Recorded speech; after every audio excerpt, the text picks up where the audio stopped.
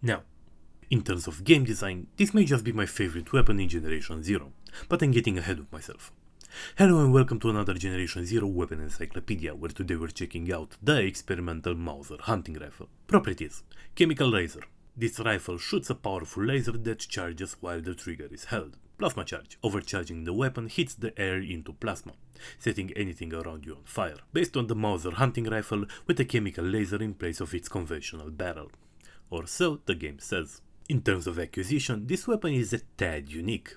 It's an exclusive drop from the Vulture, a new Tyrant class machine akin to the Reaper. It's not the only thing the Vulture drops, which is nice, but it's also not a guarantee drop, which is not as nice.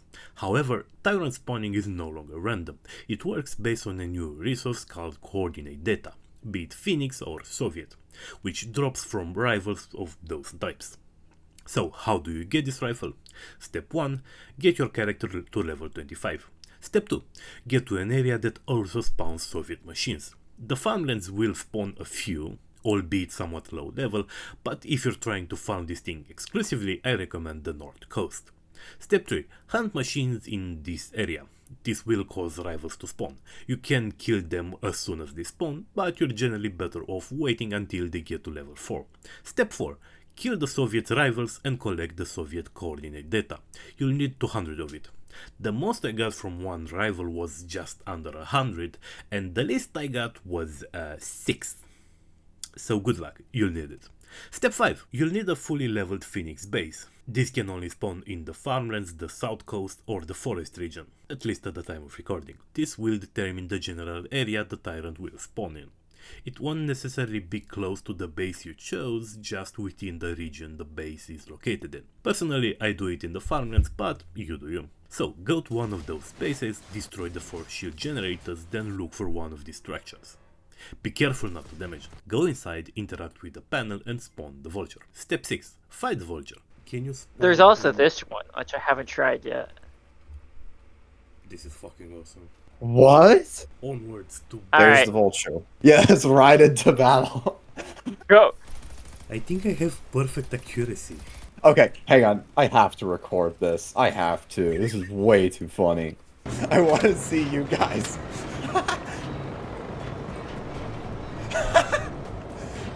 Okay, that is way too awesome. But not really.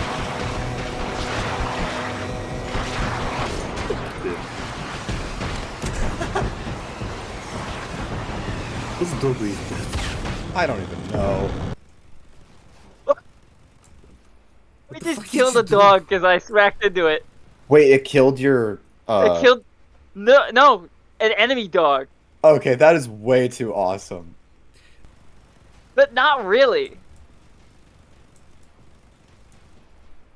Hang on, I'll have to join you guys on that thing in a second. Come on. This is so fucking stupid. I love it. Yeah, this is insanely impractical. But it works. It's not impractical.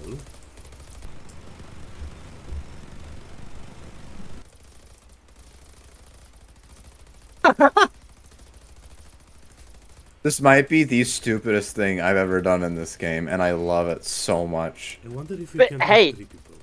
We haven't really died when we're on this thing. Yeah, no, we haven't. This is a practical strategy. It's just stupid. Uber Eats, Okay, have you got some requested the decent delivery hits. of lead? Okay. I don't Hated get... it successfully. Wait, hang on.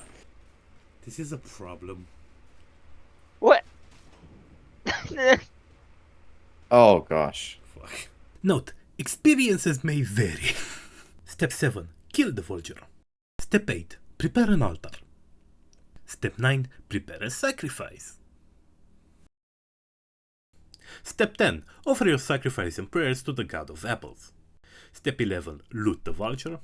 Step 12. Disappointment.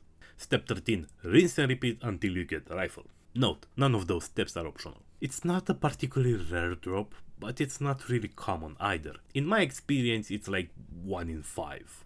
Which doesn't sound too bad until you realize you have to farm at least like 5 Soviet rivals for each Vulture spawn.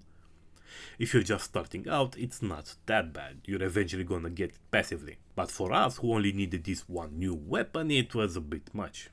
In terms of ammo, there is only one type available at the moment, high voltage battery mag. Some of it will drop from the Vulture, but most of it you'll get by crafting.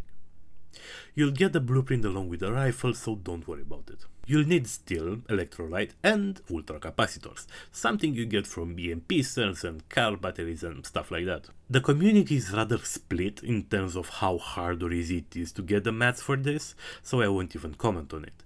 Try it out, it is what it is, I guess. In terms of attachments, you can fit a scope to the rifle and by extension visual modules. I generally use either the 1.4x or the 4.8x with an infrared module on it. The 8 times is realistically as much as you'll ever need, while the 4x is a bit on the low side at times, but I like to keep it for target acquisition. It's nice to have a wide infrared view to quickly spot machines out in the open. It doesn't help the gun much, but it's another reason to keep in my loadout. I used to do this with revolvers, but revolvers are fucking useless, so this is less of a waste of space.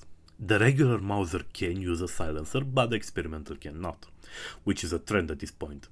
I'm not sure if there's a gameplay reason for it, probably mostly just lore reasons, but silencers are kinda bad either way, so I don't really care that much we can put one on the experimental. The way the gun itself functions is rather unique, certainly for Generation 0.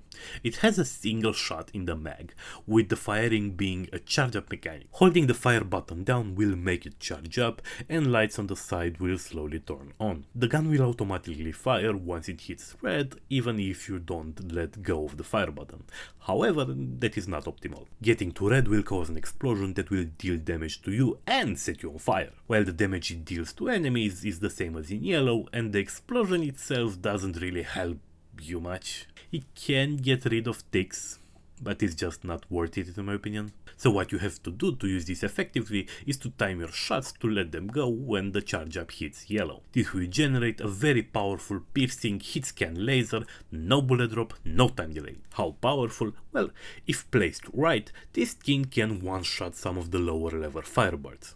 And even if you don't one-shot the higher level ones, this is still my favorite gun to just deal with those fucking things. I fucking hate firebirds. This gun along with some flares does easy work of them. Trying to aim for the gun that's hanging underneath as well as the fuel cans that are in the back. That will generally give you the best chances of one-shotting it as well as dealing the most amount of damage. Thanks to the piercing mechanic, one shot is also enough to destroy both of the bottom guns on an apocalypse tank, if you get them in a line. This thing is nuts. So in terms of up and downs, the gun is obviously very slow, which makes it a bit hard to use. On top of that, it also has a charge up mechanic and you have to let go of your shot at the right charge up time, otherwise you get a penalty. You can't charge up and then wait for an easy shot. You gotta fire when the time is up and you get penalized if you wait until the end. It also only has one round in the mag and the ammo is not the easiest thing to come by. But the damage output of this thing makes it worth it, I think, in specific circumstances. It ain't great for runners, it ain't great for hunters, which are the bulk of what you're probably going to fight. I also think it's a bit of a waste on wolves, but it's amazing against firebirds and high priority tanky components like weapons on tanks or harvesters. Or the Reaper in general, really. I also really like that you gotta learn to be good with this thing, that there is a difference between someone with a lot of experience with this thing specifically and someone who's just generally good with snipers. You get rewarded for learning to use it properly. That being said, I do think there's one too many downsides to it. It's slow, there's a skill check mechanic in the form of the timer, there's a penalty if you miss the timing because you get burned, and the ammo is hard to come by. That's one too many. If at least there was some cheaper ammo available or training mode for this thing, where you don't deal as much damage but you can use it to learn the timing, I think it'd be perfect. But with things as they are, I don't feel like wasting ammo by shooting it at a wall, so all my trigger time is in combat, which is not the best place to learn the timing of this thing. But even so, I love this thing. It's quirky, it's powerful, it takes some skill, it's actually fun to use in combat, and it has a valid use and a reason to be in my loadout. This is the type of gun that I hope to see more of.